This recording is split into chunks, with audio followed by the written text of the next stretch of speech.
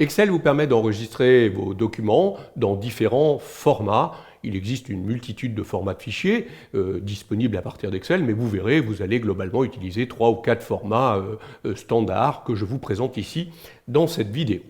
Vous voulez enregistrer ce document qui comporte un certain nombre de statistiques de vente de l'année. Il vous suffit d'aller dans Fichier et de choisir, vous le savez, le lien Enregistrer sous. Dans ce lien Enregistrer sous, vous allez pouvoir parcourir votre arborescence de documents et décider d'enregistrer le fichier. Vous voyez que statistiques de vente ici, stade de vente, c'est le nom que je donne à mon document. Il serait rangé par défaut à l'intérieur du bureau dans un dossier apprentissage Excel, ça me va bien. Notez qu'il a l'extension XLSX, c'est le premier type, le premier format de fichier. Vous trouvez ça, vous voyez ici, dans la zone type, classeur Excel. C'est le format que vous allez utiliser le plus fréquemment. À chaque fois qu'on crée un document classique Excel, on l'enregistre en tant que classeur Excel. Et c'est ce qui est proposé par défaut. Mais regardez, si vous ouvrez la liste déroulante ici des types, vous voyez que Microsoft vous propose d'autres formats. Classeur Excel prenant en charge les macros, Excel binaire, etc., etc. Alors, il y a une multitude de formats. Quels sont les formats les plus importants ? Le premier, bien évidemment, fondamental, on vient d'en parler. Le second, classeur Excel prenant en charge les macros, XLSM. Alors lui est intéressant quand vous allez créer dans Excel des macro-commandes. Les macro-commandes, ce sont en fait des tâches que vous allez automatiser. Vous allez automatiser un certain nombre de tâches répétitives et pour ça, vous allez créer des macro-commandes. Il faudra pour cela que votre fichier soit enregistré comme fichier prenant en charge les macros. Parce que si vous ne le faites pas, vos macros ne pourront pas être activés. Donc nous, on n'en parlera pas dans les premières vidéos, mais pour ceux que ça intéresse et qui iront plus loin et qui automatiseront, il sera important d'enregistrer dans ce format de fichier. Un autre format qui peut être important, alors même s'il paraît un peu obsolète aujourd'hui, classeur Excel 97-2003.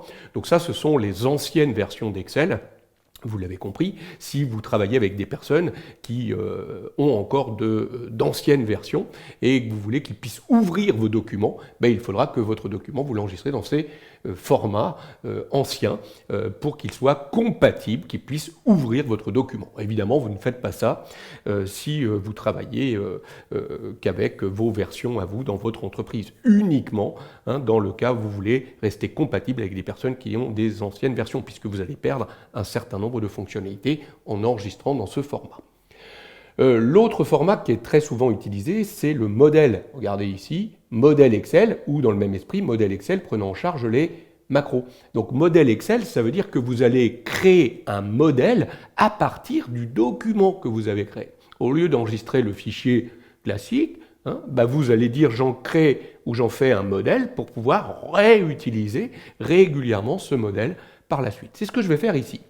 Je vais choisir d'enregistrer mon document comme étant un modèle Excel. Notez qu'il n'enregistre plus du tout au même endroit. Vous voyez qu'il va le stocker dans des modèles Office personnalisés dans le dossier de l'utilisateur. Je vais l'appeler stade de vente. Comme il existait déjà, je vais écraser l'ancienne version et valider. Voilà, donc mon document a été enregistré comme étant un modèle. Quel est l'intérêt ? Je vais fermer ce document.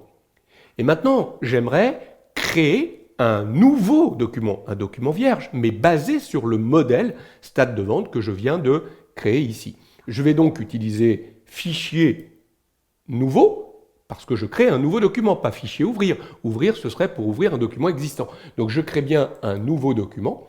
Notez qu'ici, par le lien Office, je retrouve tous les modèles de Microsoft Office.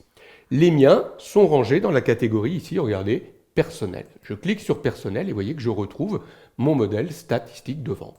Je vais pouvoir donc cliquer dessus et vous voyez que directement, j'ai ouvert un nouveau document à partir duquel je vais pouvoir saisir un certain nombre de données. Vous voyez que l'ensemble des calculs vont s'effectuer.